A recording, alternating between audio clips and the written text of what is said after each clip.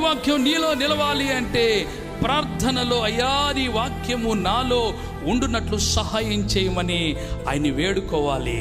వాక్యము నీలో ఫలించకపోతే, వాక్యము నీలో నిలవకపోతే, నీరులాగా పాదులో నీరుండి తడపకపోతే, వేరుకు అవసరమైనటువంటి నీటి శాతం అందకపోతే ఆ చెట్టు ఎండిపోతుంది, అది ఫలించదు. ఒకవేళ పచ్చగా ఉన్నా ఎండిపోకపోయినా ఫలాలు ఫలించదు. ఎందుకంటే పాదు చేసేవాళ్ళు లేరు, దాని చుట్టూ బీడుబారిపోయింది, ఏరికి గాలి తగలటం లేదు, ఏరికి కావలసినటువంటి నీరు రావట్లేదు, కనుక ఆ చెట్టు ఎండిపోతుంది. ఒకవేళ కొంతకాలం బ్రతికినా ఫలించదు.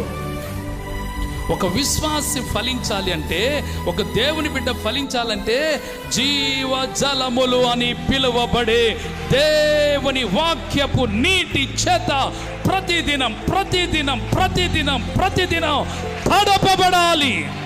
తడపబడాలి.